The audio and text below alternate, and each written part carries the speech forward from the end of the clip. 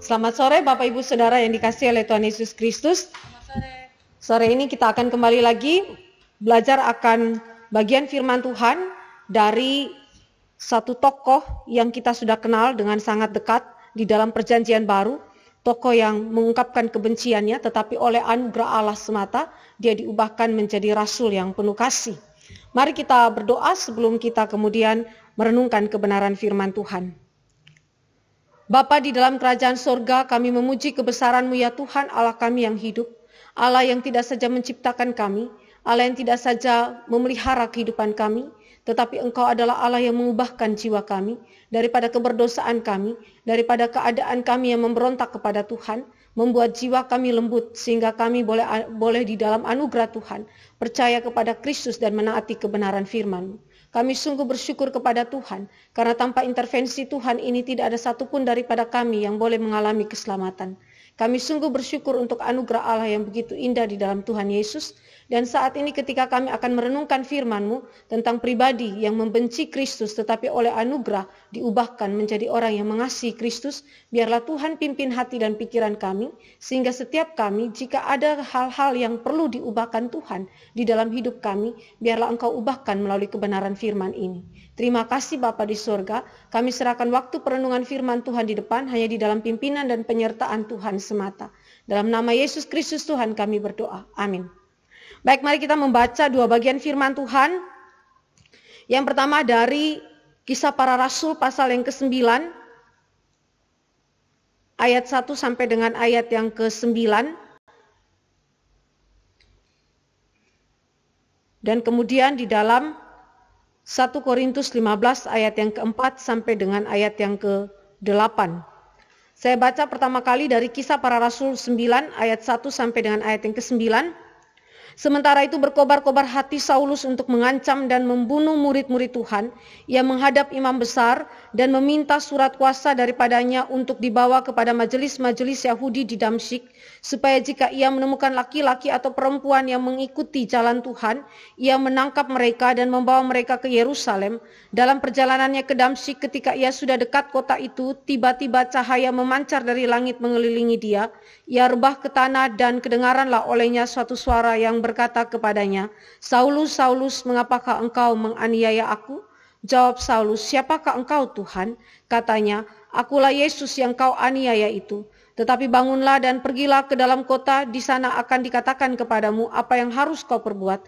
Maka termangu-mangulah teman-temannya seperjalanan, karena mereka memang mendengar suara itu tetapi tidak melihat seorang juga pun. Saulus bangun dan berdiri lalu membuka matanya, tetapi ia tidak dapat melihat apa-apa. Mereka harus menuntun dia masuk ke Damsyik. 3 hari lamanya ia tidak dapat melihat, dan 3 hari lamanya ia tidak makan dan minum. Ayat yang ke-17, lalu pergilah Ananias ke situ dan masuk ke rumah itu. Ia menumpangkan tangannya ke atas Saulus, katanya, "Saulus, saudaraku, Tuhan Yesus yang telah menampakkan diri kepadamu di jalan yang engkau lalui, telah menyuruh aku kepadamu supaya engkau dapat melihat lagi dan penuh dengan Roh Kudus." Dan seketika itu juga seolah-olah selaput gugur dari matanya sehingga ia dapat melihat lagi. Ia bangun lalu dibaptis dan setelah ia makan pulihlah kekuatannya. Lalu di dalam 1 Korintus 15 ayat yang ke-4 sampai dengan ayat yang ke-8, bahwa ia telah dikuburkan dan bahwa ia telah dibangkitkan pada hari yang ketiga sesuai dengan kitab suci, bahwa ia telah menampakkan diri kepada Kefas dan kemudian kepada ke-12 muridnya. Sesudah itu ia menampakkan diri kepada lebih dari 500 saudara sekaligus. Kebanyakan dari mereka masih hidup sampai sekarang, tetapi beberapa di antaranya telah meninggal. Selanjutnya ia menampakkan diri kepada Yakobus, kemudian kepada semua rasul, dan yang paling akhir dari semuanya ia menampakkan diri juga kepadaku, sama seperti kepada anak yang lahir sebelum waktunya. Demikian pembacaan firman Tuhan. Saudara yang dikasihi oleh Tuhan Yesus Kristus, bagian firman Tuhan ini berbicara kepada kita mengenai satu pribadi yang sekali lagi saya katakan sudah kita kenal dekat, yaitu Rasul Paulus, seorang yang mengalami kebencian kepada Kristus dan kepada umat Allah, tetapi diubahkan oleh kuasa darah Kristus. Nah, kita mau melihat secara konteks besarnya bagaimana penganiayaan itu terjadi di dalam gereja mula-mula. Penganiayaan terjadi di dalam gereja mula-mula. Di dalam Kisah Rasul pasal 8 ayat 1a sampai dengan ayat yang ketiga, kita mendapatkan catatan di situ bahwa terjadi penganiayaan di antara gereja Tuhan atau jemaat Tuhan mula-mula. Awalnya kehidupan daripada gereja Tuhan pada zaman itu tidak berada di dalam masa penganiayaan. Ada masa damai, masa damai. Masa damai itu dimulai dari kapan, saudara? Ketika gereja Tuhan dibentuk Tuhan pada waktu Pentakosta. Pada hari Pentakosta Roh Kudus dicurahkan dan gereja Tuhan berdiri. 120 orang pertama kali menjadi umat Allah yang menjadi jemaat Tuhan, gereja perjanjian baru mula-mula. Dan mereka hidup di dalam masa damai. Tidak ada konflik, tidak ada perseteruan, tidak ada kebencian di antara Yahudi. Bahkan kalau saudara dan saya membaca di dalam pasal 1 ayat yang ke-8, pemberitaan Injil berjalan begitu luar biasa hebatnya, dimulai di mana? Di Yerusalem. Di Yerusalem. Mulai dengan pembukaan khotbah daripada Rasul Petrus dalam menafsirkan peristiwa Pentakosta, pencurahan Roh Kudus, apa yang sedang dilakukan Allah saat itu, dan begitu luar biasa Injil diberitakan tentang pribadi dan karya Yesus Kristus. Yesus yang baru saja dibunuh mati oleh tangan orang Yahudi melalui pasukan Romawi, melalui kekuasaan politik Romawi, tetapi kemudian Allah bangkitkan dan hanya melalui dia keselamatan itu diberikan. Pemberitaan Injil dimulai di mana? Di Yerusalem. Dan bahkan saudara ada catatan di dalam Kisah Rasul 2 ayat 41 dan 47 dan Kisah Rasul 4 ayat 4 ada pelipat gandaan jumlah orang percaya dari 120 menjadi 3.000, dari 3.000 menjadi 5.000 orang laki-laki. 5.000 orang laki-laki, dan kemudian Tuhan menambah-nambahkan dengan begitu amat banyak. Jadi kalau saudara dan saya melihat bahwa perkembangan gereja mula-mula adalah perkembangan yang berada di dalam masa damai, di mana Allah mengizinkan umat Allah menikmati di masa tertentu, di mana Allah itu memberikan damai bagi umat Allah sehingga Injil diberitakan dengan luar biasa. Para rasul pada waktu itu juga belum mengalami kebencian. Mereka dihormati, mereka disukai oleh para penduduk Yerusalem. Kisah Rasul 5 ayat 13b menyaksikan bahwa mereka disukai, mereka dihormati. Para rasul bahkan menghadiri dengan rutin kebaktian-kebaktian yang ada di Bait Allah, juga jemaat Tuhan lainnya, yaitu orang-orang yang telah percaya kepada Yesus Kristus. Mereka turut berbagian di dalam kebaktian-kebaktian rutin di Bait Allah secara teratur. Jadi itu berarti saudara, ini mereka berada dalam masa-masa yang sangat damai, dan Allah memang mengizinkan itu untuk apa? Untuk supaya gereja Tuhan berdiri dan gereja Tuhan diberikan kesempatan memberitakan firman Tuhan dengan begitu luar biasa besarnya. Di mana? Di Yerusalem. Nah saudara yang dikasih oleh Tuhan Yesus Kristus, sayangnya masa ini tidak berlangsung cukup lama. Kenapa? Karena di dalam pasal 8 ayat 1a sampai dengan ayat yang ketiga, di situ diungkapkan mengenai penganiayaan mula-mula. Pertentangan mula-mula yang terjadi di dalam jemaat di Yerusalem. Dimulai dengan pertentangan kepada 2 orang rasul ya. 2 orang rasul, saudara yang dikasih oleh Tuhan Yesus Kristus, bagaimana Tuhan itu memimpin para rasul, Yohanes maupun Petrus melewati pertentangan, dan kemudian Stefanus juga melewati pertentangan walaupun dia menjadi seorang martir. Kita lihat di dalam pasal 4 saudara dan pasal 5, di situ dikatakan mengenai Petrus maupun Yohanes memberitakan firman Allah di Bait Allah dan menyembuhkan orang yang lumpuh, tetapi oleh karena pemberitaan mereka, maka mereka ditangkap, mereka kemudian mau dihukum di dalam penjara. Saudara dan saya dikasih oleh Tuhan Yesus Kristus, kita lihat bahwa Tuhan mengizinkan pertentangan awal terhadap para rasul, dan inti daripada pertentangan itu di mana saudara? Di dalam pribadi Kristus dan kebangkitannya. Di dalam pribadi Kristus dan kebangkitannya. Jadi kalau kita perhatikan, akar daripada pertentangan itu bukan soal urusan iri hati pribadi kepada pribadi yang lain, tetapi lebih kepada pribadi Kristus dan karyanya yang menyelamatkan umat Allah. Itu yang menjadi inti pertentangan sejak awal daripada gereja Tuhan berdiri. Yang kedua adalah otoritas di dalam pemberitaan firman Allah. Ketika para rasul memberitakan firman Tuhan, mereka bertanya, dengan otoritas apa engkau memberitakan firman Tuhan? Dengan otoritas apa engkau menyembuhkan orang yang lumpuh itu? Mereka mengatakan bahwa dengan otoritas nama Yesus, dengan otoritas Yesus Kristus, dialah Mesias, juru selamat dunia.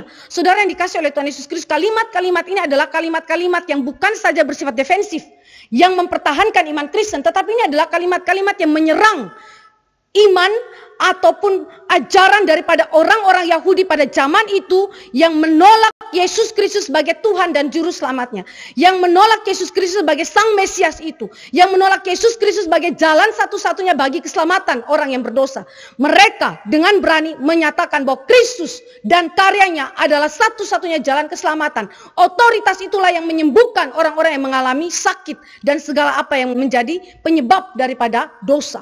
Saudara yang dikasihi oleh Tuhan Yesus Kristus, apa yang saya mau katakan di sini adalah bahwa pertentangan awal daripada gereja Tuhan yang terjadi dimulai di mana? Di Yerusalem, dan akarnya itu adalah di dalam pribadi dan karya Yesus Kristus. Pertentangan itu kemudian berlanjut, saudara, bukan saja kepada Yohanes dan juga Petrus, tetapi menuju kepada Stefanus. Stefanus adalah salah satu daripada diaken, kita tahu itu, dan dia adalah martir pertama. Martir pertama, saudara, martir pertama.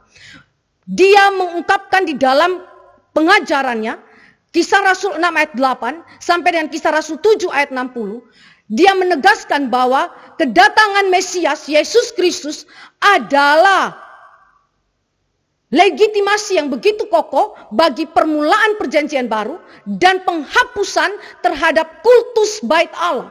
Terhadap segala ritual-ritual yang terjadi di dalam perjanjian lama sudah selesai. Kenapa? Karena Kristus sudah datang, perantara satu-satunya itu sudah datang, maka tidak ada lagi pengulangan terhadap kultus atau ritual-ritual perjanjian lama. Semuanya sudah digenapi di dalam Yesus Kristus. Kita baca dalam Kolose 2 dan juga Ibrani. Di situ dikatakan bahwa seluruh apa yang dikatakan di dalam perjanjian lama, ritual-ritual perjanjian lama, semuanya adalah bayangan dari apa yang akan datang, yaitu Yesus Kristus.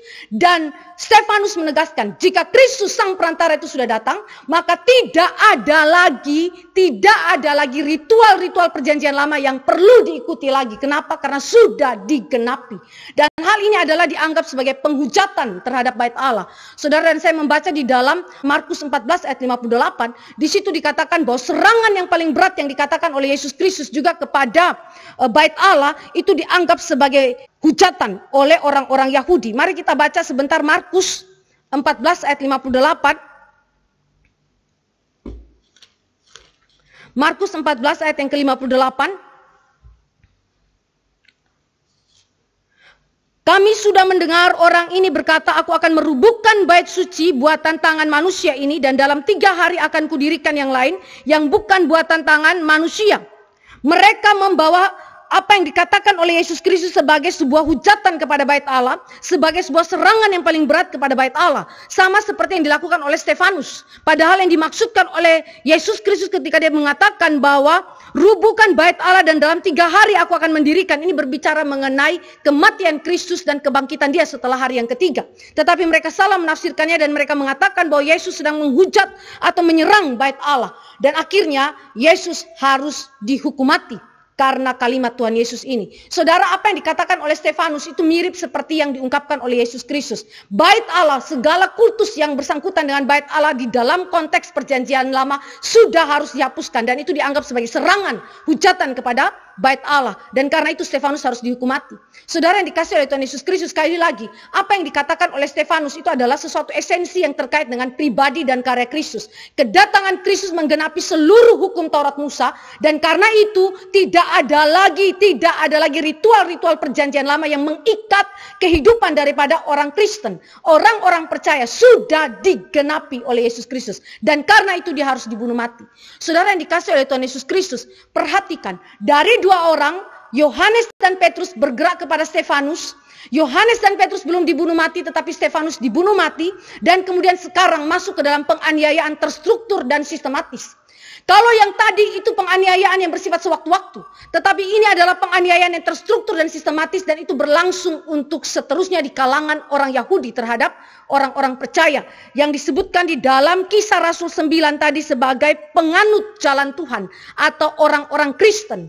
Saudara, kata penganiayaan di dalam ayat 1b dari pasal 8 Kisah Para Rasul, saudara. Pada waktu itu mulailah penganiayaan yang hebat terhadap jemaat di Yerusalem. Mereka semua kecuali rasul-rasul tersebar ke seluruh daerah Yudea dan Samaria. Kata penganiayaan, saudara, dalam bahasa Yunani itu memiliki arti demikian: menggoda seseorang untuk dibujuk atau dipaksa meninggalkan agamanya, atau untuk menyerang seseorang karena alasan-alasan keagamaan. Jadi mencakup dua hal, semacam bujukan atau paksaan yang bersifat halus atau merupakan penyerangan yang bersifat anarkis. Saudara yang dikasih oleh Tuhan Yesus Kristus, ini dua-duanya dialami oleh orang Kristen, orang percaya gereja mula-mula secara terstruktur, artinya memang betul-betul disusun dengan rapi, dengan otoritas daripada imam besar, dan secara sistematis berdasarkan metode yang ditetapkan. Saudara yang dikasih oleh Tuhan Yesus Kristus, itu berarti orang Kristen tidak akan aman lagi mulai saat itu. Kalau sebelumnya penganiayaan terjadi sewaktu-waktu, sekarang pasti terjadi untuk seterusnya secara terstruktur dan sistematis. Kenapa, saudara? Karena imam besar adalah otoritas tertinggi di dalam seluruh agama Yahudi. Ketika dia mengeluarkan surat itu, maka itu berarti seluruh pemberlakuan itu terjadi bukan saja di dalam wilayah Yerusalem, tetapi sampai di seluruh wilayah di mana orang Yahudi itu berada. Itu sebabnya Paulus memiliki hak dan juga otoritas yang cukup luas ketika dia pergi ke Damsyik untuk menjalankan penganiayaan kepada jemaat Tuhan di sana. Padahal itu di luar daripada wilayah dari Yerusalem. Kenapa, saudara? Karena ada otoritas daripada imam besar. Saudara yang dikasih oleh Tuhan Yesus Kristus, penganiayaan berkaitan dengan apa? Bujukan, godaan, paksaan secara halus, tetapi juga serangan bersifat anarkis. Saudara dan saya perhatikan waktu Petrus dan juga Yohanes berhadapan dengan mahkamah agama Yahudi. Mereka minta supaya Yohanes dan Petrus tidak memberitakan atau mengajarkan Kristus. Hanya itu saja yang mereka minta. Mereka tidak minta yang lain. Mereka tidak sedang mengancam mereka, Yohanes dan Petrus, dengan ancaman-ancaman yang bersifat anarkis. Tidak, saudara. Mereka hanya minta jangan ajarkan dalam nama Yesus. Tetapi Petrus menjawab, sekarang kamu pikir kami harus lebih taat kepada Allah atau lebih taat kepada manusia? Saudara, ini menunjukkan bahwa Petrus memiliki suatu komitmen yang begitu kokoh, sekalipun dibujuk, dirayu, saudara, dengan hal yang begitu halus tanpa ancaman anarkis sekalipun, Petrus tetap berpendirian untuk memberitakan tentang kebenaran Allah, memberitakan tentang Yesus Kristus. Saudara yang dikasih oleh Tuhan Yesus Kristus, pertanyaannya adalah kenapa umat Allah di dalam gereja mula-mula tidak dibiarkan Tuhan berada dalam masa damai yang begitu panjang? Tetapi mengapa Allah mengizinkan penganiayaan atas gereja mula-mula yang baru berdiri, belum beberapa lama, baru berdiri, mengalami penganiayaan dan goncangan yang begitu luar biasa besar, terstruktur dan tersistematis? Kenapa, saudara? Mengapa penganiayaan ini diizinkan oleh Allah? Saudara dan saya melihat bahwa ada rancangan kekal Allah yang Allah itu ingin genapi di dalam penganiayaan yang terjadi dalam gereja mula-mula, gereja yang baru saja berdiri. Ada beberapa hal yang kita bisa perhatikan di dalam konteks Alkitab kita, Kisah Para Rasul. Mengapa Allah itu mengizinkan penganiayaan itu terjadi dan rancangan kekal Allah apa yang Allah ingin genapi? Yang pertama, saudara, Allah memerintahkan umat Allah di dalam Kisah Rasul 1 ayat 8, bahwa mereka harus pergi dan memberitakan Injil mulai dari mana? Yerusalem, Yudea, Samaria sampai ke ujung bumi. Sampai dengan waktu Stefanus itu dibunuh mati secara martir, saudara. Apa yang mereka lakukan? Mereka tidak memberitakan Injil kepada wilayah-wilayah lain di luar Yerusalem. Mereka terkonsentrasi di dalam Yerusalem. Mereka begitu nyaman dengan keadaan mereka dan mereka tidak memikirkan atau mereka lupa terhadap apa yang Allah perintahkan buat mereka untuk apa? Pergi dan beritakan Injil kemana? Ke Yerusalem, Yudea, Samaria sampai ke ujung bumi. Saudara yang dikasih oleh Tuhan Yesus Kristus, untuk itu, karena Allah ingin penggenapan janji Tuhan ini, kehendak Allah ini terjadi dalam kehidupan gereja, Allah hancurkan kenyamanan daripada gereja. Allah hancurkan masa damai daripada gereja mula-mula, supaya gereja mula-mula kembali kepada visi pemberitaan Injil, kembali ke dalam apa yang menjadi kehendak Allah untuk pergi dan memberitakan Injil Kristus.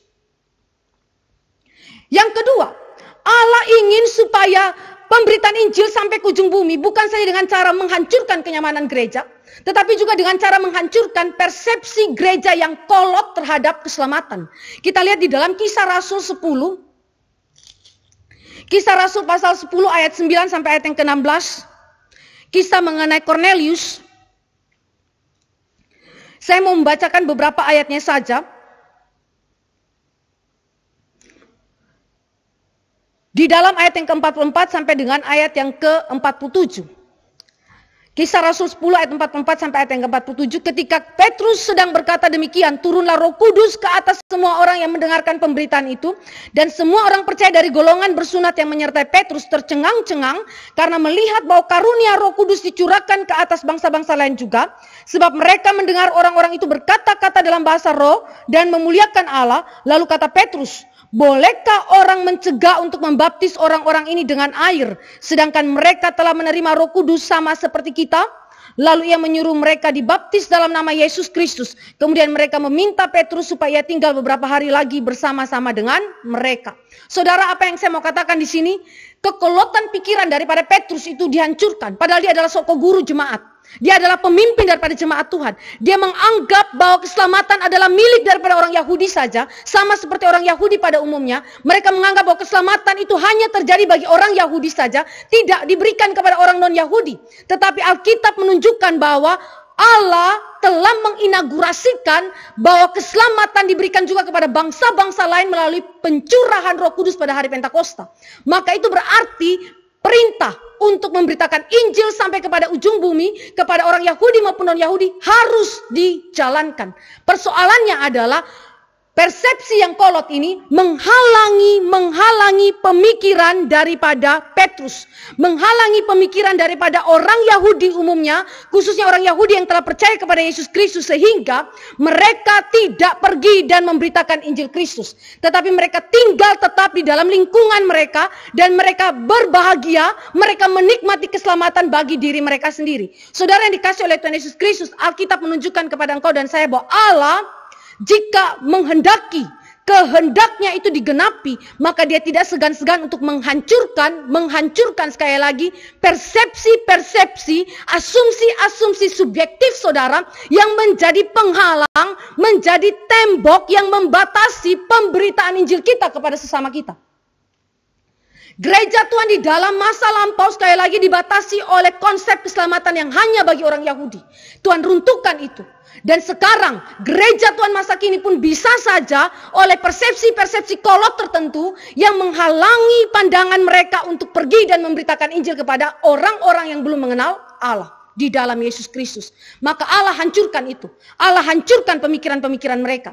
Dan yang ketiga, dengan cara Allah memberikan penganiayaan, Allah menggenapkan rancangan itu dengan apa? Menyebarkan orang-orang Yahudi kemanapun, saudara, kemanapun mereka pergi di luar daripada Yerusalem.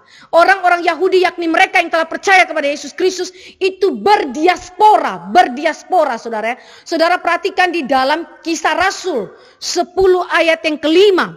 Di situ dikatakan, dan sekarang suruhlah beberapa orang ke Yope untuk menjemput seorang yang bernama Simon yang disebut Petrus. Yope adalah salah satu kota di wilayah Yudea yang belum diinjili. Tetapi melalui peristiwa diaspora ini, saudara, melalui peristiwa penyerakan itu, saudara, di dalam pasal 8 tadi, ayat 1b tadi, saudara, maka Petrus pergi dan memberitakan Injil kepada kota yang lain yang ada di wilayah Yudea. Yerusalem adalah salah satu kota di Yudea, tetapi masih banyak kota-kota lain yang ada di wilayah Yudea. Yope adalah salah satunya. Lalu melalui Filipus, apa yang terjadi dalam Kisah Rasul 8 ayat 4 sampai 25. Allah mengutus Filipus, salah satu daripada diaken, untuk memberitakan Injil kepada orang-orang Samaria. Maka gereja di Samaria berdiri. Gereja yang berada di luar Yerusalem, yaitu di Samaria, tempat yang menjadi permusuhan bagi orang Israel Selatan, saudara. Orang Yahudi dan orang Samaria tidak pernah berdamai. Tetapi Filipus dikirimkan ke sana untuk kemudian mendirikan gereja Tuhan di sana. Apa yang saya mau tunjukkan? Seluruh persepsi kekolotan itu dihancurkan. Tembok-tembok pembatas itu dihancurkan. Bagi orang Yahudi sangat najis kalau dia masuk ke halaman rumah daripada orang kafir. Orang yang tidak mengenal Allah. Apalagi berjumpa dengan orang itu dan memberitakan firman kepada orang bersangkutan. Najis. Tetapi konsep kenajisan itu dihancurkan oleh Allah dengan cara apa? Diaspora. Sebarluaskan. Serahkan orang-orang Yahudi yang telah percaya. Untuk apa? Injil Tuhan menjangkau mereka yang belum percaya. Bahkan orang-orang yang dianggap sebagai musuh. itu pun berhak menerima kesempatan mendengarkan Injil Kristus. Dan Antiokhia Syria pasal 11 ayat 19 sampai 24. Allah menyerahkan orang percaya sedemikian rupa sehingga melalui orang percaya yang ada di luar Yerusalem, mereka pergi dan memberitakan Injil di Antiokhia Syria, dan berdirilah gereja Tuhan di Antiokhia Syria. Saudara yang dikasih oleh Tuhan Yesus Kristus, rancangan kekal Allah seringkali memakai keadaan-keadaan yang sukar. Untuk apa? Untuk digenapkan di dalam diri orang percaya. Karena orang percaya seringkali lupa kepada kehendak Allah. Orang percaya seringkali diikat oleh asumsi-asumsi subjektif. Atau oleh pemikiran-pemikiran yang berdosa. Yang dia tidak sadari dia hidupi sebagai budaya yang mengikat hidupnya. Tetapi itu adalah budaya yang tidak sesuai dengan kehendak Allah. Yang menjadi benteng, yang menjadi pembatas untuk saudara pergi dan memberitakan Injil. Maka itu dihancurkan oleh Tuhan. Saudara yang dikasih oleh Tuhan Yesus Kristus, demi penggenapan janji kekal Allah, Allah mengizinkan penganiayaan terjadi di dalam gereja Tuhan. Jadi penganiayaan tidak selalu bersifat negatif. Walaupun itu adalah sesuatu yang menyakitkan, sesuatu yang jahat, tetapi kejahatan itu pun dapat dipakai Allah untuk memuliakan nama Tuhan. Penganiayaan juga, saudara, adalah alat Tuhan untuk apa? Membentuk spiritualitas daripada umat Allah. Saudara baca di dalam pasal 8 ayat 1b sampai dengan ayat yang kedua. Apa yang diungkapkan di dalam teks itu? Orang-orang yang berdiaspora keluar daripada Yerusalem, maupun para rasul yang tetap tinggal di Yerusalem. Para rasul yang tetap tinggal di Yerusalem, mereka berhadapan dengan bahaya yang jauh lebih besar, karena itu adalah markas daripada orang Yahudi. Saudara melihat keduanya, baik yang berdiaspora keluar ke Yerusalem maupun yang tinggal di Yerusalem, dua-dua setia kepada pemberitaan Injil Kristus. Dua-duanya setia kepada pemberitaan Injil Kristus. Mereka tidak sedikit pun mengkompromikan iman mereka. Mereka berjuang di dalam iman mereka. Mereka bahkan berani menyatakan iman kepada Yesus Kristus. Saudara, dan saya lihat di dalam ayat yang kedua dari pasal 8, orang-orang saleh, yaitu orang Yahudi yang telah percaya kepada Yesus Kristus, mereka menguburkan mayat Stefanus serta meratapinya dengan sangat. Biasanya orang yang menghujat nama Tuhan, saudara, tidak boleh dilakukan ritual yang demikian. Tetapi mereka dengan berani melakukan ritual itu di hadapan orang Yahudi yang menentang kekristenan dan menentang Kristus itu sendiri. Mereka dengan berani menyatakan iman mereka. Dan bahkan mereka rela mati sampai dengan kehidupan mereka itu diakhiri di dalam kesetiaan kepada Tuhan. Mereka rela mati di dalam kesetiaan kepada Tuhan. Mereka bertekun di dalam iman. Berapa banyak daripada orang percaya yang dibinasakan, yang dianiaya dengan cara yang begitu mengerikan, saudara. Sangat amat banyak, saudara, dan saya bisa membaca itu di dalam beragam macam sumber mengenai keadaan gereja mula-mula yang dianiaya pada abad pertama. Begitu luar biasa mengerikan penderitaan mereka. Tetapi Alkitab mencatat mereka yang percaya kepada Tuhan bertekun di dalam iman sampai mereka mati. Maka penganiayaan adalah alat di tangan Tuhan untuk membentuk spiritualitas daripada orang percaya, supaya orang percaya menjadi anak-anak Tuhan yang kokoh imannya, anak-anak Tuhan yang bukan saja percaya kepada Yesus Kristus, tetapi mereka sanggup untuk menderita bagi Kristus. Mereka sanggup untuk memuliakan Tuhan di tengah-tengah penganiayaan. Saudara, dengan demikian, saudara dan saya melihat gambaran yang luas tentang kehidupan daripada gereja mula-mula di dalam penganiayaan. Sekarang, saya akan masuk lebih dalam lagi ke dalam pribadi yang merupakan penganiaya jemaat Tuhan. Yang tadi kita baca di dalam pasal yang ke-9.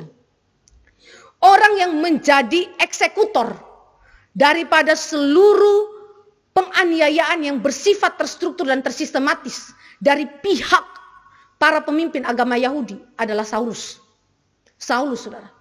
Dia adalah eksekutornya. Dia adalah orang yang dari antara orang-orang yang ada bersama-sama dengan dia. Dia adalah salah satu yang begitu luar biasa menonjol di dalam tindakan dia menganiaya jemaat. Mari kita mulai lihat dan mengkaji bagaimana kehidupan daripada Paulus, seorang yang kemudian kita perhatikan Allah mengubah hidupnya dari hati yang membenci menjadi hati yang mengasihi Tuhan. Siapakah Rasul Paulus? Bagaimana profilnya dia? Kalau saudara dan saya memperhatikan di dalam kehidupan daripada Rasul Paulus, saudara, dia dicatat kira-kira meninggal pada tahun 64 sampai 65 Masehi. Dan kemungkinan besar dia lahir pun tidak jauh berbeda dengan waktu di mana Yesus itu lahir. Paulus hidup kira-kira hampir 7 dekade penting sejak kelahiran Tuhan Yesus. Perawakan daripada Paulus, saudara, itu juga tidak dicatat secara eksplisit di dalam Alkitab. Tetapi kita bisa temukan itu di dalam salah satu buku apokrifa namanya Acts of Paul yang ada pada abad 2 Masehi. Di dalam kitab itu diberikan informasi bahwa Paulus itu bukanlah seorang yang gagah ya saudara. Kita berpikir Paulus itu gagah, orang yang tinggi, orang yang luar biasa perkasanya. Ternyata tidak. Di dalam penjelasan dari kitab itu dikatakan bahwa Paulus adalah seorang yang berperawakan kecil. Separuh botak, kakinya bengkok, tubuhnya yang kuat, tetapi juga bukan kuat seperti kita lihat bodyguard ya saudara. Orang-orang yang seperti gladiator, tidak demikian saudara. Saudara perhatikan kakinya bengkok, walaupun tubuhnya memang kuat. Kedua matanya hampir bertemu, dan hidungnya agak mirip kakatua saudara. Saudara bisa bayangkan nih orang jeleknya kayak apa saudara. Walaupun dia kelihatannya kuat, ya sekali lagi tidak bisa dibandingkan dengan gladiator tentunya kekuatannya. Tetapi yang jelasnya, dia tidak menjanjikan secara tubuh, secara profil kelihatannya saudara. Ini orang keadaannya sukar dianggap untuk menjadi seorang pemimpin. Kita bisa baca itu dalam 2 Korintus 10 ayat 10, ejekan daripada jemaat Korintus kepada Paulus. 2 Korintus 10 ayat 10. Sebab kata orang, surat-suratnya memang tegas dan keras, tetapi bila berhadapan muka, sikapnya lemah. Dan perkataan-perkataannya tidak berarti. Kenapa saudara? Memang postur tubuhnya itu begitu saudara. Lemah dia. Perkataan-perkataannya di dalam surat-surat waktu kita baca begitu keras dan tegas, tapi berhadapan muka, orang langsung mengejek dia. Karena apa? Keadaannya tidak seperti yang mereka bayangkan ketika membaca surat-suratnya. Kira-kira demikian saudara.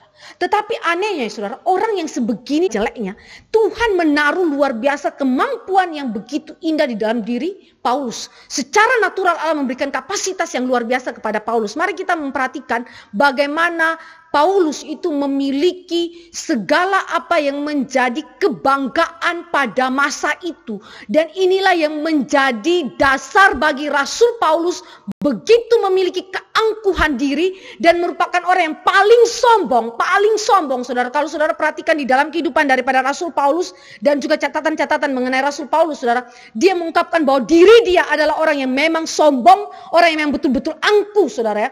Kita memperhatikan di dalam Filipi. Kita baca kitab Filipi saudara, pasal 3 ayat 4 sampai ayat yang ke-6. Filipi 3 ayat 4 sampai ayat yang ke-6.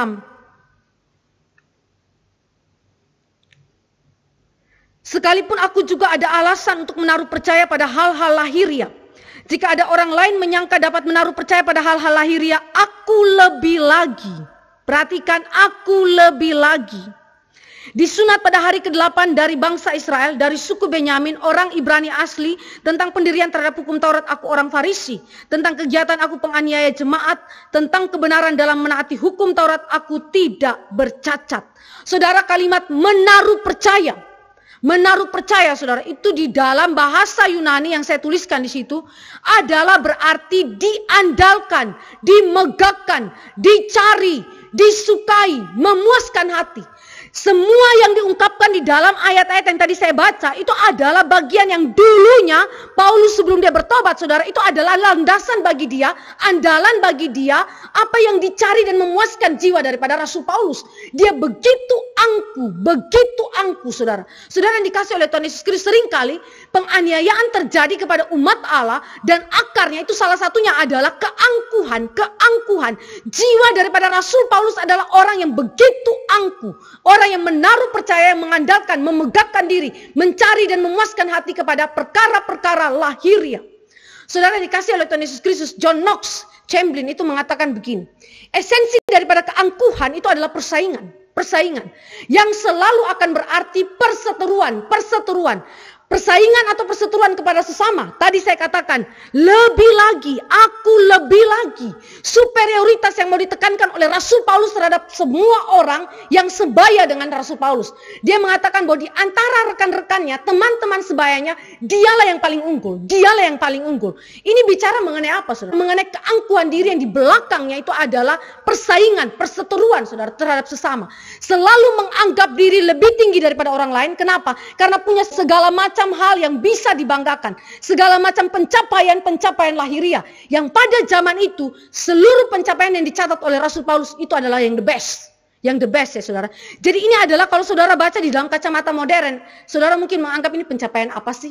Ini sesuatu yang sebenarnya tidak memiliki nilai jika dibandingkan dengan zaman modern. Tetapi saudara harus melihat ini di dalam kacamata pada zaman hidup daripada Rasul Paulus. Dan di dalam konteks budaya daripada orang Yahudi. Sehingga ini menjadi satu hal yang begitu tinggi, yang dianggap paling penting, yang dianggap menjadi andalan dan kemegahan bagi Rasul Paulus. Dan sayangnya saudara, dan saya memperhatikan bahwa superioritas diri daripada Rasul Paulus ini saudara, pada akhirnya dibawa kepada tingkat vertikal, di mana dia menganggap dirinya lebih superior bersaing dengan Allah. John Knox Chamberlain itu dia mengatakan begini, orang yang angkuh di dalam dirinya penuh dengan persaingan dan perseteruan bukan saja kepada sesama tetapi kepada Allah. Segala apa yang lebih tinggi daripadanya termasuk Allah, dia akan coba untuk saing. Segala apa yang melebihi daripada dirinya, dia akan selalu anggap sebagai rivalnya. Saudara, saya memperhatikan di dalam Kejadian 3 ayat 5b. Kejadian 3 ayat 5b. Di situ dikatakan bahwa matamu akan terbuka dan kamu akan menjadi seperti Allah, tahu tentang yang baik dan yang jahat. Akan menjadi seperti Allah. Ini berbicara mengenai bukan menyerupai atau mengimitasi Allah di dalam hal yang benar, tetapi ini berbicara mengenai apa? Persaingan. Menganggap Allah sebagai rivalnya. Manusia menjadikan dirinya sebagai ilah yang lain. Manusia menempatkan dirinya di samping Allah yang bersaing untuk merebutkan kemuliaan, merebutkan apa yang disebut dengan mahkota yang tertinggi. Saudara yang dikasih oleh Tuhan Yesus Kristus, kalau saudara dan saya memperhatikan hal ini, maka Rasul Paulus di dalam jiwa dia, sesungguh-sungguhnya sebelum dia menjadi seorang penganiaya jemaat, dia memang adalah seorang yang angkuh di hadapan Tuhan. Sehingga di dalam Filipi dia mengakui, kalau ada yang mau banggakan secara lahiriah, aku lebih lagi. Kalimat ini sekali lagi diungkapkan di dalam Filipi secara eksplisit untuk menunjukkan bahwa si penganiaya adalah orang yang begitu angkuh di hadapan Tuhan. Dan kita percaya bahwa keangkuhan diri daripada manusia adalah akar daripada keberdosaan Adam dan Hawa. Kejatuhan mereka di dalam dosa diakibatkan oleh apa? Keangkuhan, kesombongan diri yang di belakangnya adalah memperilah diri sendiri. Kehidupan Rasul Paulus si penganiaya bukan saja memiliki jiwa yang begitu angkuh saudara, tetapi dia juga adalah seorang yang memiliki hal-hal yang dapat dibanggakan. Dia memiliki kota asal, tempat tinggal yang pada waktu itu juga merupakan kebanggaan pada zamannya. Saudara, dan saya lihat di situ di dalam catatan Kisah Rasul 21 ayat 39, dia mengatakan bahwa kota Tarsus adalah kota yang terkenal. Kota Tarsus adalah kota yang terkenal. Dia membanggakan kota asal dia, yaitu Tarsus. Tarsus itu saudara ada di mana? Di sebelah timur Asia kecil, dan itu adalah kota pelabuhan yang sibuk. Dan di kota Tarsus itu terdapat universitas yang terkenal. Di universitas itu saudara, filsafat Yunani berkembang dengan begitu baik dan arus pemikirannya adalah Stoa. Dari arus filsafat Yunani, saudara perhatikan Kisah Rasul 17 ayat 18, Paulus berhadapan dengan aliran-aliran Stoa dan Epikuros saudara. Sesungguhnya Allah sudah mempersiapkan daripada Rasul Paulus. Kenapa? Pada waktu dia ada di Tarsus, dia sudah mempelajari mengenai konsep pemikiran filsafat Yunani di dalam garis Stoa. Saulus saudara, dia bukan orang yang miskin. Saulus mendapatkan keluarga yang sangat baik. Dia ada dalam keluarga yang terpandang, berpendidikan Yunani yang sangat baik. Dia memiliki kefasihan dalam bahasa Yunani, dan bahkan Charles Hodge mengatakan bahwa Paulus adalah rasul yang begitu amat luas berguna dalam seluruh apa yang dia miliki. Kenapa? Karena dia adalah seorang yang terpelajar, terdidik saudara. Jadi seorang yang sungguh-sungguh memiliki kebanggaan lahiriah saudara, yang sangat-sangat dapat diandalkan. Filsafat Yunani yang begitu berkembang pada saat itu, yang menjadi kebanggaan-kebanggaan daripada orang-orang non-Yahudi saudara, juga dimiliki oleh seorang Paulus saudara. Dia bukan saja memiliki kepandaian di dalam bidang filsafat Yunani dengan bahasa Yunani yang fasih saudara, tetapi dia juga memiliki kebanggaan lahiriah yang lain, yaitu dia adalah seorang Yahudi yang saleh. Saleh saudara, ini saya kasih tanda petik karena kesalehan ini di dalam pemikiran daripada Rasul Paulus. Di dalam Kisah Rasul 22 ayat 3 saudara, dikatakan bahwa dia mendapatkan pendidikan terbaik dalam adat istiadat Yahudi di bawah guru yang terkenal yang namanya Gamaliel. Saudara, Gamaliel dia dari garis Hillel, mazhab Hillel yang moderat, saudara. Dia seorang ahli Taurat dan anggota Sanhedrin yang sangat dihormati. Saudara bisa lihat itu di dalam Kisah Rasul 5 ayat 34, saudara. Dia adalah seorang yang sangat dihormati. Gamaliel, saudara. Dan Paulus bukan saja menguasai Alkitab Perjanjian Lama, tetapi dia juga menguasai tafsiran-tafsiran yang dimiliki oleh para rabi Yahudi. Paulus disebut sebagai keturunan orang Farisi, saudara. Keturunan orang Farisi. Kita tahu bahwa dari semua golongan Yahudi, saudara, yang paling ketat di dalam menaati hukum Taurat itu adalah orang Farisi. Orang Farisi, saudara. Ada yang menyebutnya bahwa golongan Farisi adalah aristokrasi dalam soal keagamaan. Artinya mereka yang the best, saudara, yang paling hebat, saudara, di antara golongan-golongan yang ada di dalam konsep Yahudi, aliran agama Yahudi, saudara. Farisi adalah aliran pemikiran yang sangat-sangat ketat di dalam ketaatan mereka kepada hukum Taurat. Dan Paulus mengatakan bahwa dia tidak bercacat, saudara. Keangkuhan daripada Rasul Paulus terlihat di dalam kalimat ini. Dalam kebenaran, menaati hukum Taurat, aku tidak bercacat. Dan ini adalah ungkapan yang memang real demikian. Paulus memang secara murni dan tulus menaati hukum Allah. Dan kalau saudara dan saya memperhatikan di dalam catatan daripada kehidupan Rasul Paulus, orang-orang sebayanya, orang-orang Yahudi pada zaman itu tidak dapat menemukan kecacatan daripada Rasul Paulus dalam menaati hukum Taurat. Jadi memang secara lahiriah, dia memang seorang yang tidak bercacat secara ketaatan dia kepada hukum Allah. Mengenai aktivitas keagamaan sebagai bukti bahwa dia taat kepada kebenaran hukum Taurat. Dia adalah penganiaya jemaat, penganiaya gereja Tuhan, penganiaya jemaat yang adalah dianggap sebagai pemberontak terhadap hukum Taurat. Jadi kalau saudara dan saya memperhatikan bahwa kehidupan daripada Paulus, dia adalah seorang yang memang angkuh, seorang yang memang betul-betul mengandalkan segala apa yang dicapainya secara lahiriah, baik itu di dalam pendidikan dia, pendidikan yang bersifat umum, yaitu di dalam filsafat Yunani, maupun di dalam pendidikan keagamaan dia, di dalam adat istiadat dan agama Yahudi. Saudara perhatikan juga bahwa dia adalah seorang Yahudi yang asli, Ibrani asli, saudara. Kenapa? Karena dia bercakap-cakap di dalam bahasa Ibrani asli, saudara. Dia tidak memakai bahasa Yunani, tetapi di dalam kehidupan keluarganya mereka memakai bahasa asli Ibrani. Fasih dalam bahasa Ibrani kuno. Kalau saya pakai istilah di situ, Ibraninya Ibrani. Ya, artinya memang betul-betul fasih di dalam bahasa Ibrani kuno. Dan dia memang ahli di dalam perjanjian lama. Saudara, dia mengatakan bahwa dia adalah keturunan dari suku Benyamin. Bahkan namanya berasal dari raja pertama yaitu Saulus dari suku Benyamin. Dia disunat pada hari ke-8 dan dengan demikian dia menjadi pewaris daripada perjanjian Allah yang diberikan kepada Abraham, Ishak dan Yakub. Saudara, semua yang saya katakan hal ini adalah merupakan kebanggaan lahiriah daripada Rasul Paulus. Si penganiaya jemaat adalah seorang yang di dalam jiwanya penuh dengan keangkuhan. Orang yang membenci Allah di dalam jiwanya sesungguhnya penuh dengan keangkuhan. Tidak mungkin seorang yang mengasihi Allah tetapi di dalam jiwanya begitu angkuh dan menganggap Allah sebagai saingannya dan menganggap seluruh hal-hal lahiriah sebagai andalannya. Tidak mungkin. Orang yang mengasihi Allah akan membuang seluruh keangkuhan dalam hidupnya. Tetapi saudara memperhatikan kehidupan Paulus sebelum dia bertobat adalah kehidupan yang penuh dengan keangkuhan. Saudara yang dikasihi oleh Tuhan Yesus Kristus, hal yang lain yang kita bisa perhatikan. Paulus di dalam jiwa dia, bukan saja dia orang yang angkuh, tetapi keangkuhan itu saudara berakar di dalam pemikiran dia atau di dalam hati dia yang tidak mengenal Allah yang sejati. Mari kita baca 1 Timotius 1 ayat 13. 1 Timotius 1 ayat yang ke-13. Aku yang tadinya seorang penghujat dan seorang penganiaya dan seorang ganas, tetapi aku telah dikasihaninya karena semuanya itu telah kulakukan tanpa pengetahuan, yaitu di luar iman. Tanpa pengetahuan, yaitu di luar iman. Keangkuhan terjadi di dalam diri daripada manusia berdosa karena manusia pada hakikatnya dia tidak mengenal Allah yang sejati. Seperti Rasul Paulus lakukan, dia melakukan penganiayaan, penghujatan dan segala apa yang jahat, tetapi apa yang dilakukannya itu tanpa pengetahuan, yaitu di luar iman. Apa artinya tanpa pengetahuan dan apa artinya di luar iman? Tanpa pengetahuan, saudara, di dalam bahasa Yunani-nya mengacu kepada pengertian ini.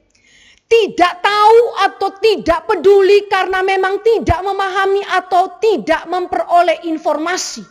Saudara, itu berarti Paulus menganggap dirinya dia kenal Allah. Dia adalah seorang yang saleh, dia adalah seorang yang taat hukum Allah. Tetapi sesungguhnya kalimat di dalam 1 Timotius 1 ayat 13 saudara mengungkapkan bahwa Paulus tidak kenal Allah. Paulus tidak kenal Allah. Dia bahkan tidak memiliki pengetahuan yang sesungguhnya tentang siapa itu Allah. Padahal sekali lagi dia ahli di dalam perjanjian lama. Saudara yang dikasih oleh Tuhan Yesus Kristus, ini menunjukkan kepada engkau dan saya bahwa semua orang yang mempelajari Alkitab tidak semuanya memiliki pengenalan yang benar akan Allah. Orang yang bahkan begitu luar biasa fasih di dalam bahasa Yunani maupun bahasa Ibrani, hafal seluruh ayat Alkitab sekalipun, belum tentu dia adalah orang yang mengenal Allah yang sejati. Kenapa? Paulus sendiri mengatakan, dia ahli bahasa Yunani, ahli bahasa Ibrani, bicara dalam Ibraninya Ibrani, tetapi sekalipun demikian dia tanpa pengetahuan, dia tidak kenal Allah yang sejati. Di luar iman, saudara. Di luar iman itu adalah secara simpel berarti tidak percaya, tidak taat. Tidak percaya, tidak taat. Tetapi ada keterangan yang James Strong itu berikan, saudara. Orang ini, saudara, berkelakuan di luar iman, tidak percaya, tidak taat. Padahal kesempatan untuk dia mendengarkan firman Allah itu begitu banyaknya, tetapi dia secara sengaja menolak kebenaran itu, menolak kesempatan untuk mendengar Injil. Saudara yang dikasih oleh Tuhan Yesus Kristus, apakah Rasul Paulus mendengarkan firman Allah? Jawabnya iya. Dia mendengarkan kesaksian daripada Stefanus. Dia mendengarkan akan berita Injil yang disampaikan oleh Stefanus dengan penafsiran yang benar. Tetapi dia adalah orang yang menyetujui kematian daripada Stefanus. Dengan demikian saudara, saya melihat bahwa dia di dalam opportunity, kesempatan yang full mendengar Injil, tetapi secara sengaja menolaknya. Saudara yang dikasih oleh Tuhan Yesus Kristus, bukankah hal ini juga sering kali terjadi dalam kehidupan orang percaya? Atau khususnya mereka yang mungkin merasa percaya. Kristen tetapi sesungguhnya tidak percaya. Merasa percaya, saudara.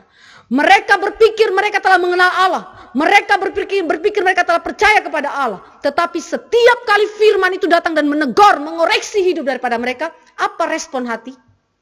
Apakah menerimanya atau menolaknya? Seringkali yang terjadi adalah kita menolak. Saudara, ini yang dimaksudkan dengan di luar iman. Di luar iman bukan tidak ada kesempatan untuk mendengar Injil. Di luar iman berbicara mengenai ada kesempatan yang begitu banyak dan limpah dengar Injil, tetapi saat yang sama orang bersangkutan menolak Injil tersebut. Dan pada akhirnya, keangkuhan yang berakar kepada hati yang tidak mengenal kepada Allah yang sejati akan menghasilkan kebencian kepada Allah dan kebencian kepada umat Allah. Di dalam pasal 9 ayat 1 sampai ayat yang kedua dari Kisah Rasul yang tadi kita baca, di situ dikatakan berkobar-kobar hati Saulus. Kata berkobar-kobar, saudara, dalam bahasa Yunani itu menghembuskan, mengeluarkan. Itu menghembuskan, mengeluarkan itu maksudnya apa, saudara? Menyatakan apa yang ada dalam jiwa atau kondisi jiwa yang sebenarnya daripada Rasul Paulus. Rasul Paulus sekali lagi seorang yang taat kepada hukum Allah. Tetapi di dalam kobaran hatinya, hembusan yang keluar daripada jiwanya, sesungguhnya dosa semata-mata. Dosa semata-mata. Di dalam 1 Timotius 1 ayat 13 dikatakan, aku adalah seorang penghujat, seorang penganiaya, seorang ganas. Ini adalah 3 kata yang mengungkapkan atau Paulus menyimpulkan diri dia itu seperti apa waktu dia menjalankan kebencian yang begitu amat sangat kepada umat Allah sehingga penganiayaan terjadi di dalam kehidupan gereja Tuhan. Penghujat, saudara. Kata penghujat, saudara, ini adalah berarti dalam bahasa Yunani itu berkata kasar, kotor, kejam, hina, tak senonoh, fitnah, di luar iman kepada Allah. Di luar iman kepada Allah. Jadi saudara, kalimat-kalimat yang dikeluarkan tanpa pengetahuan akan Allah. Apa saja, saudara, apa saja. Saudara dan saya bisa menemukan di dalam kehidupan daripada para penjahat yang di sebelah Tuhan Yesus. Mereka menghujat Tuhan Yesus. Kalau engkau Mesias, selamatkanlah dirimu dan selamatkanlah kami. Bahkan ada yang menghujat, apakah engkau adalah raja orang Yahudi? Yesus diam. Yesus diam, saudara. Dia berhadapan dengan begitu banyaknya hujatan. Hujatan demi hujatan dan kemudian kata-kata yang kotor keluar untuk kemudian menghinakan dia.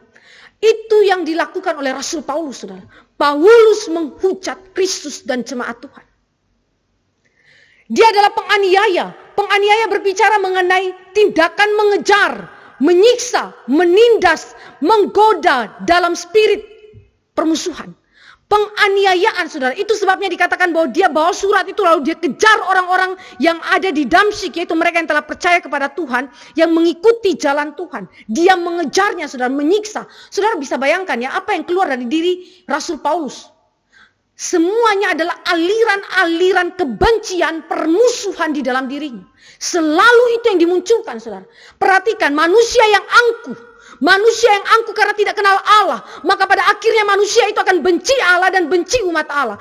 Dia akan mengejar dan terus mengejar permusuhan dengan Allah dan dengan sesama. Khususnya umat yang dikasihi oleh Tuhan, orang-orang percaya. Ganas. Kata ganas ini, saudara, bukan berbicara mengenai motivasi balas dendam. Bukan, saudara. Ganas ini berbicara mengenai karakter. Perbuatan biadab yang menyenangkan untuk menyakiti dan menghina sesama. Saudara perhatikan, perbuatan biadab yang menyenangkan. Jadi ini adalah karakter yang menyukai hal-hal biadab yang dilakukan untuk menyakiti dan menghina sesama. Saudara-saudara, ini hal yang mengerikan. Bagaimana mungkin kita menikmati pembunuhan kepada sesama? Bagaimana mungkin kita menikmati orang yang berteriak kesakitan, yang berdarah-darah karena hasil tindakan anarkis kita. Tetapi kata ganas, saudara, justru mengungkapkan Paulus apa adanya. Memang dia punya karakter begitu. Memang dia suka lihat orang lain mengalami kesakitan. Dia suka lihat orang lain dibunuh. Saudara bisa bayangkan orang yang dimutilasi dan mereka yang memutilasi itu kemudian menikmati tindakan mutilasinya. Saudara pikir ini orang begitu amat jahatnya seperti apa, saudara? Paulus demikian, saudara. Paulus menikmati itu dan dia menganggap bahwa itu adalah sesuatu yang menyenangkan, menyukakan dia, saudara. Maka kalimat di dalam 1 Timotius 1 ayat 13 adalah pengakuan yang jujur daripada Paulus. Siapa dia? Dia si penganiaya, dia penuh dengan kebencian, karakternya begitu luar biasa jahat di hadapan Tuhan. Saudara yang dikasihi oleh Tuhan Yesus Kristus, ini adalah kalimat-kalimat pengakuan dosa daripada Paulus. Tetapi sekaligus menunjukkan betapa bejatnya seorang yang dikuasai oleh dosa. Betapa jijiknya keadaan jiwa daripada orang yang dikuasai oleh dosa. Kebencian menguasai dia sampai-sampai menikmati tindakan biadabnya terhadap sesama. Mengerikan, sangat mengerikan.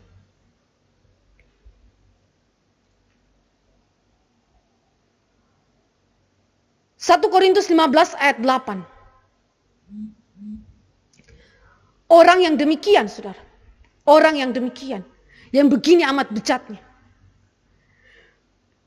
Allah menjumpai dia di dalam keadaan prematur.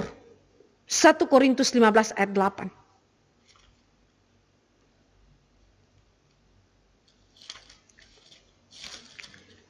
Saya bacakan bagi kita. Dan yang paling akhir dari semuanya, ia menampakkan diri juga kepadaku sama seperti kepada anak yang lahir sebelum waktunya. Sebelum waktunya. Saya pakai istilah prematur.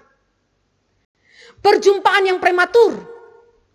Perjumpaan yang terjadi sebelum waktunya di dalam pemikiran daripada Rasul Paulus.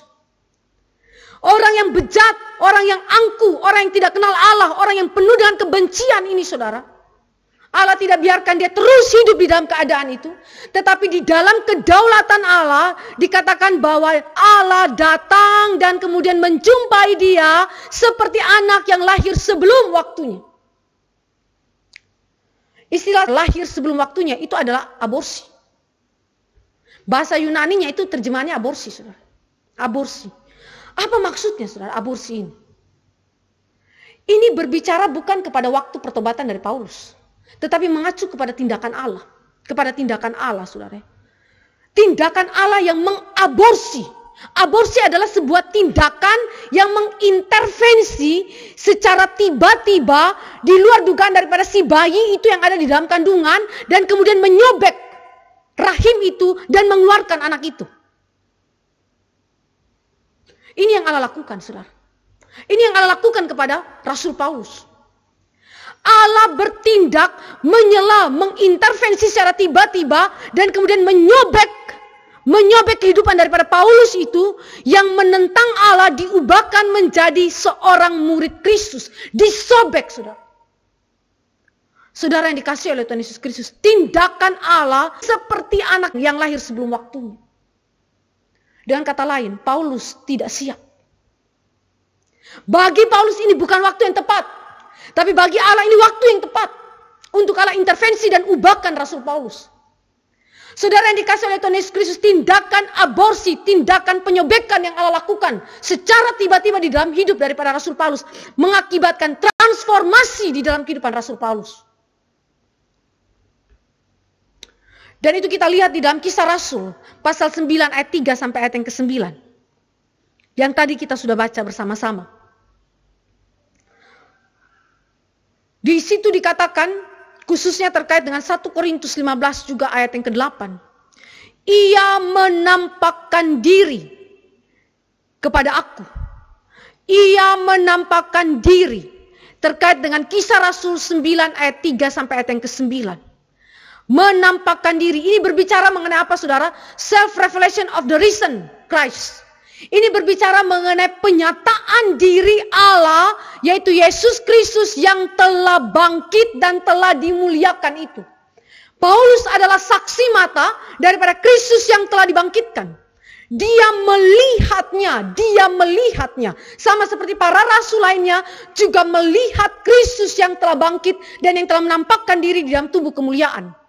Di dalam ayat yang ke-3 dari pasal 9 Kisah Para Rasul, di situ dikatakan, dalam perjalanannya ke Damsyik ketika ia sudah dekat kota itu, tiba-tiba cahaya memancar dari langit mengelilingi dia.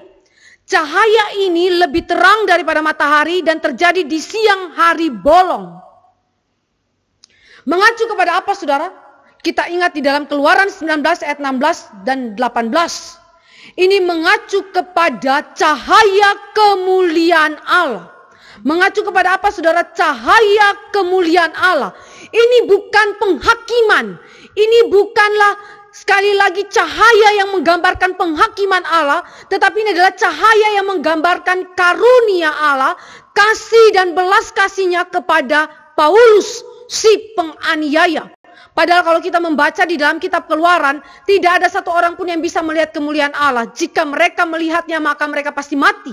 Itu adalah kalimat Allah kepada Musa. Barang siapa melihat kemuliaan Allah, dia pasti mati. Tetapi Paulus ketika dia melihat kemuliaan Allah, dia tidak mengalami kematian, saudara. Tidak mengalami kematian. Karena dia telah melihat Kristus, anak Allah yang berinkarnasi, mati dibangkitkan. Dan sekarang telah naik ke surga, duduk di sebelah kanan Allah Bapa, yang telah menampakkan dirinya kepada Rasul Paulus. Dan dia tidak mati. Dengan kata lain, dia diselamatkan. Saudara yang dikasihi oleh Tuhan Yesus Kristus, ini bicara sekali lagi mengenai apa? Kasih Allah. Bicara mengenai kemuliaan Allah yang mendatangi orang yang tidak layak untuk diselamatkan. Saudara yang dikasihi oleh Tuhan Yesus Kristus, gambaran tentang anugerah Allah. Anugerah Allah yang datang menjangkau, anugerah Allah yang datang mencari, anugerah Allah yang datang mengejar orang-orang yang memberontak, yang menjauhi Allah, yang membenci Allah. Justru Allah datang mencari, menarik mereka dengan kuat kuasanya untuk datang kepada Dia. Saudara yang dikasihi oleh Tuhan Yesus Kristus, Paulus tidak siap. Paulus tidak siap, tetapi bagi Allah ini waktunya untuk dia kerjakan. Allah menarik Paulus di dalam kemuliaannya untuk mengubahkan dia. Dan Paulus bukan saja melihat tentang pribadi Kristus, anak Allah yang telah dimuliakan itu, yang telah bangkit itu, tetapi Paulus mendengar suara Yesus. Suara Yesus, akulah Yesus yang kau aniaya itu. Akulah Yesus. Identifikasi diri langsung kepada diri Kristus Yesus, Tuhan dan Juru Selamat kita. Saudara, ini adalah sesuatu yang begitu unik karena mereka tidak melihat rupa. Seluruh penampakan diri Allah di dalam perjanjian lama tidak menunjukkan rupa, tetapi mereka mendengar suara. Di dalam kitab Ulangan 4 ayat 12 juga dikatakan, Israel tidak melihat suatu rupa, tetapi mereka mendengar suara, mendengar suara. Suara Allah yaitu Sang Firman yang mengubahkan hidup daripada manusia yang berdosa. Saudara yang dikasihi oleh Tuhan Yesus Kristus, sekali lagi anugerah Allah mendahului iman dan ketaatan daripada Rasul Paulus. Rasul Paulus menganggap dirinya sudah taat, tetapi di hadapan kemuliaan Allah, di hadapan kekudusan Allah, dia adalah pemberontak. Dia adalah orang yang tidak taat kepada Allah. Dan dia sesungguhnya tidak kenal Tuhan. Sampai Allah yang mendatangi dia. Allah yang menjumpai dia. Saudara yang dikasihi oleh Tuhan Yesus Kristus, Roma 10 ayat 17 mengatakan bahwa pengenalan sejati kita kepada Kristus itu terjadi hanya jika kita berjumpa dengan Kristus yang telah bangkit itu. Berjumpa dengan Kristus yang telah bangkit itu.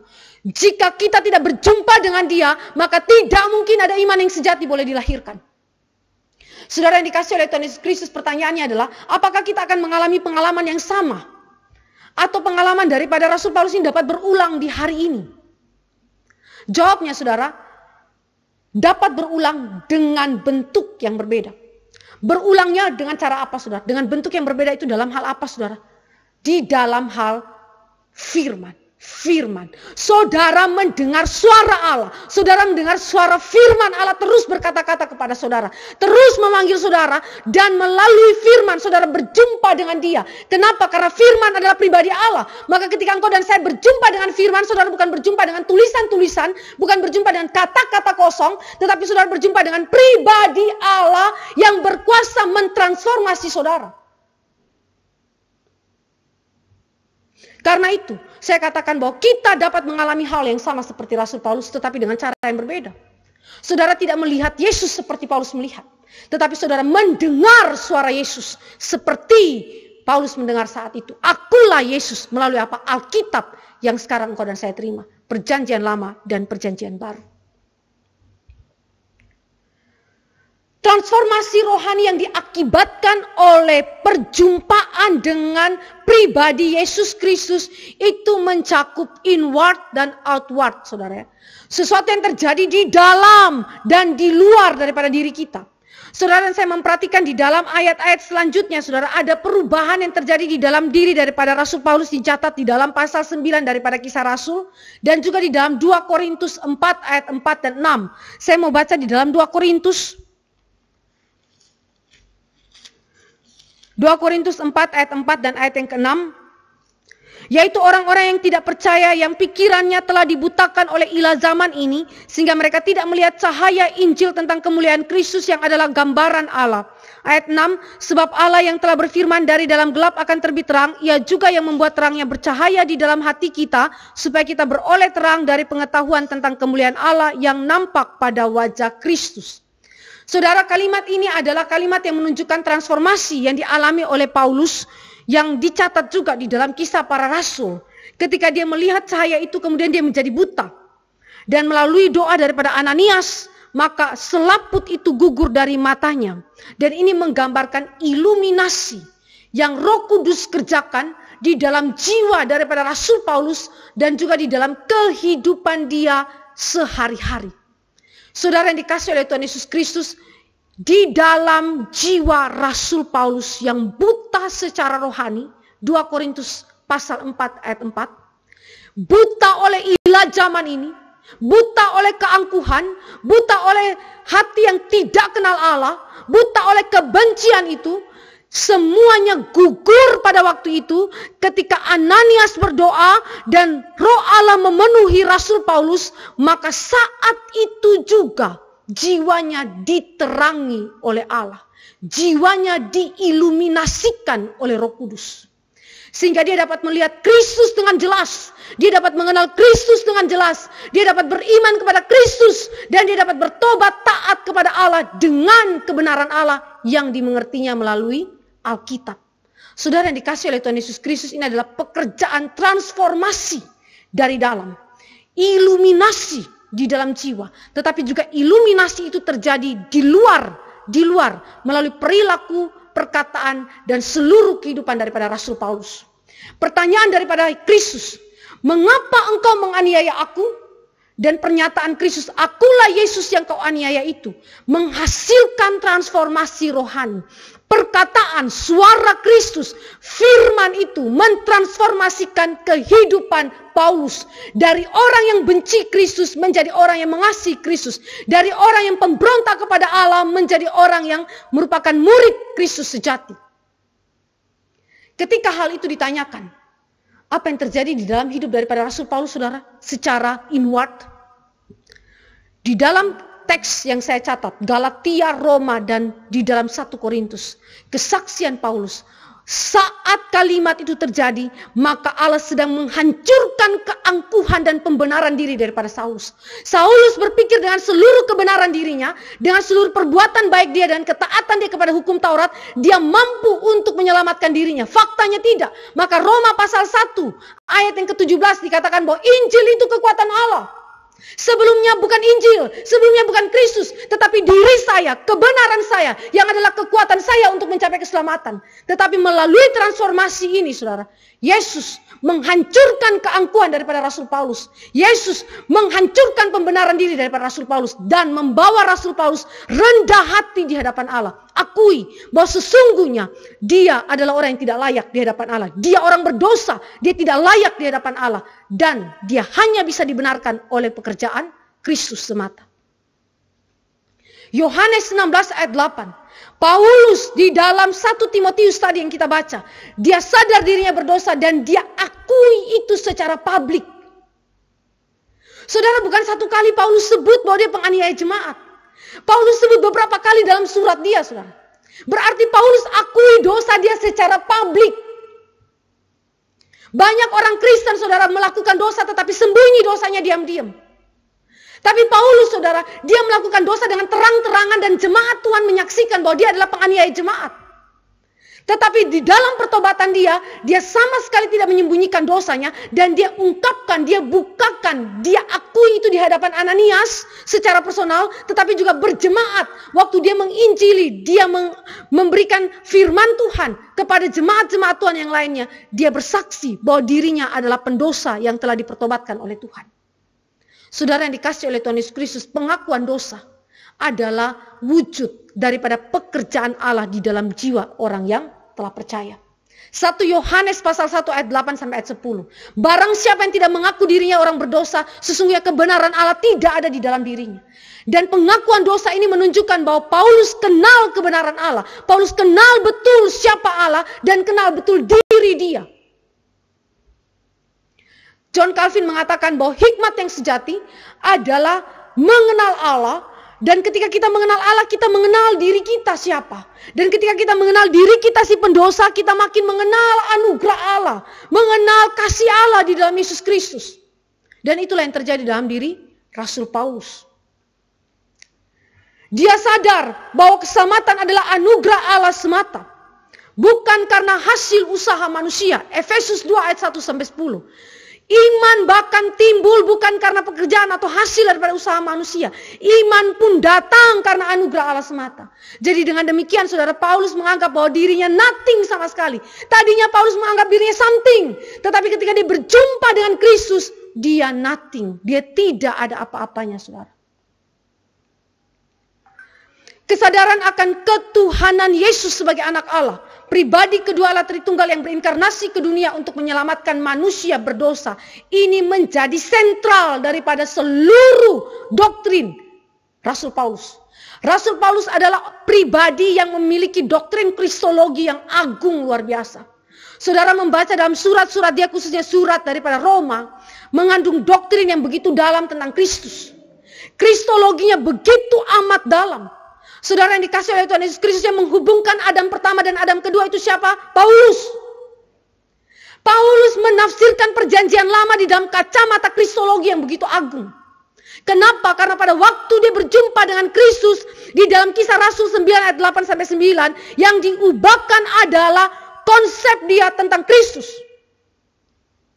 Saudara, semua pengenalan kita kepada Allah tidak boleh tanpa pengenalan kepada Kristus. Karena Kristus berkata, barang siapa tidak akan sampai datang kepada Bapa kalau dia tidak melewati Kristus.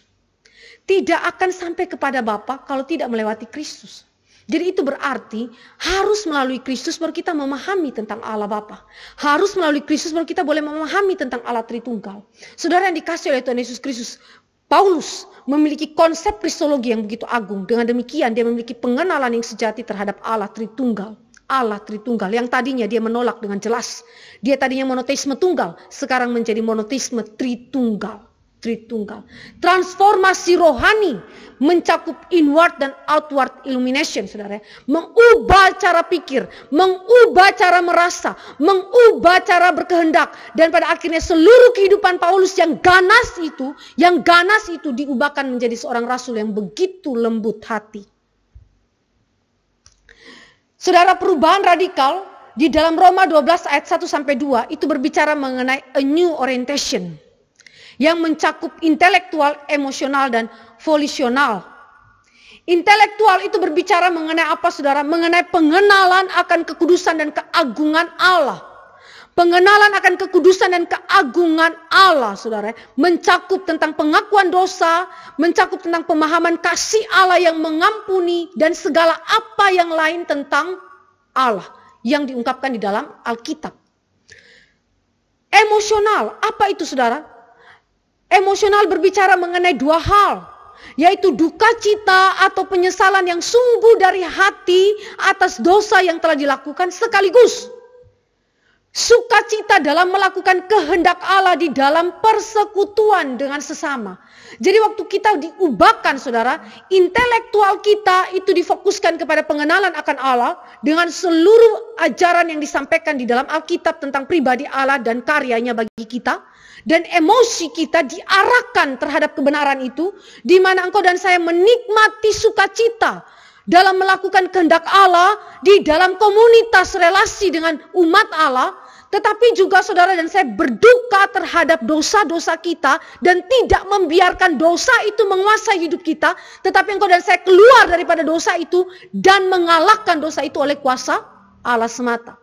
Dan volisional berbicara mengenai apa? Berbicara mengenai perubahan tujuan dan motivasi. Tujuan dan motivasi kita adalah Allah semata. Allah semata, saudara. Mari kita lihat bagaimana perubahan itu terjadi dalam kehidupan Rasul Paulus. 1 Korintus 2 ayat 2. 1 Korintus 2 ayat 2. Sebab aku telah memutuskan untuk tidak mengetahui apa-apa di antara kamu selain Yesus Kristus, yaitu Dia yang disalibkan. Dia memutuskan untuk apa, saudara? Tidak mau tahu apapun yang lain, tetapi hanya Yesus Kristus saja yang disalib yang diketahuinya. Ini tidak berarti bahwa Paulus itu anti terhadap pengetahuan umum, saudara. Tidak. Paulus sadar bahwa ada wahyu umum, dan itu dia menulis dalam kitab Roma dengan begitu jelas. Tetapi yang dimaksudkan adalah seluruh pengetahuan Rasul Paulus terkonsentrasi kepada Allah. Kepada Allah, saudara. Pengetahuan tentang wahyu umum maupun pengetahuan tentang wahyu khusus terkonsentrasi kepada pribadi Allah. Kalau saudara tidak memiliki pengenalan yang sejati kepada Allah, maka mustahil hidup saudara berpadanan dengan Allah. Emosi, kita bisa lihat itu di dalam 1 Korintus 9 ayat 16 dan 17. 1 Korintus 9 ayat 16, 17. Karena jika aku memberitakan Injil, aku tidak mempunyai alasan untuk memegahkan diri. Saudara perhatikan. Tidak punya alasan untuk memegahkan diri. Sebab itu adalah keharusan bagiku. Celakalah aku jika aku tidak memberitakan Injil. Kalau andai kata aku melakukannya menurut kehendakku sendiri, memang aku berhak menerima upah. Tetapi karena aku melakukannya bukan menurut kehendakku sendiri, pemberitaan itu adalah tugas penyelenggaraan yang ditanggungkan kepadaku. Saudara, kalimat daripada Rasul Paulus menunjukkan bahwa ada perubahan emosi. Tadinya dia begitu angkuh, begitu memegahkan segala pencapaian-pencapaian lahiriah dia. Baik secara pengetahuan umum dalam filsafat Yunani maupun di dalam adat istiadat agama Yahudi. Tetapi ketika dia berjumpa dengan Kristus, ada perubahan di dalam emosinya. Apa yang dirindukannya, apa yang dimegahkannya, bukan diri dia, tetapi Injil Kristus. Injil Kristus, saudara. Perubahan tujuan, kita lihat dalam 1 Korintus 1 ayat 17. 1 1 Korintus 1 ayat yang ke-17. Sebab Kristus mengutus aku bukan untuk membaptis tetapi untuk memberitakan Injil. Dan itu pun bukan dengan hikmat perkataan supaya salib Kristus jangan menjadi sia-sia. Saudara memperhatikan tujuan dia dalam hidupnya adalah Injil Kristus. Pemberitaan Injil Kristus, dan itu dilakukan bukan dengan hikmat perkataan. Saudara, ini orang fasih sekali. Dia seorang orator yang the best. Paulus bahkan disebut sebagai seorang peleter. Itu sindiran, tetapi sesungguhnya dia seorang yang fasih berbicara. Tetapi saudara, dia dalam pemberitaan Injil tidak sedikit pun dia mengandalkan kefasihan lidah dia. Walaupun dia memiliki kemampuan untuk itu, tetapi sama sekali dia tidak lakukan itu. Kenapa? Karena tujuan dia bukan kepada diri, tetapi yang dilayani adalah Injil Kristus. Yang dilayani adalah kemuliaan Kristus. Paulus pernah berkata dalam suratnya, siapakah yang kami beritakan? Bukan diri kami, tetapi yang kami beritakan adalah Yesus Kristus. Saudara, orang yang benci Kristus luar biasa. Hari itu setelah dia berjumpa dengan Kristus, apa yang terjadi? Kristus menjadi pribadi yang dicintainya luar biasa. Benci luar biasa kepada Kristus diubahkan menjadi cinta luar biasa kepada Kristus. Siapa yang ubah itu? Allah. Allah, saudara. Dan transformasi rohani itu menghasilkan bukan saja perubahan radikal, a new orientation di dalam kehidupan daripada orang percaya, tetapi juga ketekunan di dalam iman sampai akhir. Sampai akhir. Kisah Rasul 20 ayat yang ke-24, saudara. Kalimat daripada Rasul Paulus. Kisah Rasul 20 ayat yang ke-24. Tetapi aku tidak menghiraukan nyawaku sedikit pun, asal saja aku dapat mencapai garis akhir, dan menyelesaikan pelayanan yang ditugaskan oleh Tuhan Yesus kepadaku untuk memberi kesaksian tentang Injil kasih karunia Allah. Lalu 2 Timotius 4 ayat 6 dan 7. 2 Timotius pasal yang keempat, ayat 6 sampai ayat yang ke-7. Mengenai diriku, darahku sudah mulai dicurahkan sebagai persembahan dan saat kematianku sudah dekat. Aku telah mengakhiri pertandingan yang baik. Aku telah mencapai garis akhir dan aku telah memelihara iman. Sekarang telah tersedia bagiku mahkota kebenaran yang akan dikaruniakan kepadaku oleh Tuhan, hakim yang adil pada harinya. Tetapi bukan hanya kepadaku, melainkan juga kepada semua orang yang merindukan kedatangannya. Saudara, kalimat daripada Rasul Paulus begitu indah. Dia mengakhiri seluruh kehidupannya dengan kesetiaan di dalam iman dan pelayanan kepada Kristus. Sebagaimana dia berkobar-kobar di dalam kebencian dan kesetiaan kepada hukum Taurat berdasarkan kekuatan diri, setelah dia berjumpa dengan Kristus, dia berkobar-kobar bagi Kristus di dalam kesetiaan bagi Injil sampai maut menjemputnya, sampai darahnya tercurah. Saudara lihat ada gambar di situ. Rasio, emosi, kehendak. 3 ini menjadi satu kesatuan daripada jiwa manusia yang telah ditebus oleh Yesus Kristus, yang terus-menerus mengkobarkan kasih Allah di dalam hidupnya. Itulah Rasul Paulus. Rasul Paulus. John Knox Chamberlain, dia menggambar ini untuk menggambarkan keutuhan, integritas iman Rasul Paulus. Seorang yang benci diubahkan menjadi orang yang penuh kasih. Saudara, pertanyaannya, apakah engkau adalah orang yang pernah hidup seperti Rasul Paulus, atau mungkin sedang hidup seperti Rasul Paulus sebelum dia bertobat? Apakah engkau adalah seorang yang hidup di dalam keangkuhan? Apakah engkau adalah seorang yang hidup di dalam jiwa yang tidak mengenal Allah? Apakah engkau adalah seorang yang hidup di dalam kebencian demi kebencian kepada sesamamu dan pada akhirnya benci kepada Allah? Hari ini firman Tuhan memanggil engkau bahwa di dalam perjumpaan dengan Kristus, yaitu firman Allah yang mengubahkan itu, dia ubahkan jiwa saudara. Dia mentransformasikan jiwa saudara menjadi seorang yang mengasihi Allah dan dengan rela mencintai dia dan pekerjaannya, setia sampai akhir bagi kemuliaannya. Kiranya firman Tuhan hari ini boleh menjadi berkat bagi kita sekalian. Mari kita berdoa. Bapa di dalam kerajaan surga, kami datang kepada Tuhan menaikkan syukur. Karena kami belajar daripada seorang tokoh yang engkau telah ubahkan, yaitu Rasul Paulus. Betapa luar biasa jijiknya kehidupan daripada Rasul Paulus sebelum dia bertobat. Demikianlah hidup kami sebagai manusia yang berdosa. Kami begitu jijik di hadapan Tuhan. Keadaan kami begitu bejat. Bahkan untuk menengok kembali ke dalam keadaan hidup kami yang berdosa, kami sendiri pun jijik. Kami bersyukur Tuhan, bahwa di tengah-tengah keadaan kami yang hina ini, Allah turun tangan, Allah intervensi, Allah secara tiba-tiba menyobek kehidupan kami, merubah sejarah hidup kami, menjadikan diri kami sebagai orang-orang yang transformasikan di dalam kasih Kristus. Sehingga hidup kami bukan lagi hidup yang dikuasai oleh dosa, tetapi hidup yang dikuasai oleh kasih Allah. Hidup yang dikuasai oleh tujuan yang benar, yaitu bagi hormat kemuliaan nama Tuhan. Tuhan pimpin kami, Tuhan sertai setiap kami, sehingga firman Tuhan hari ini menjadi berkat bagi setiap kami yang mendengarkan. Dalam nama Yesus Kristus Tuhan kami berdoa dan menaikkan syukur. Amin.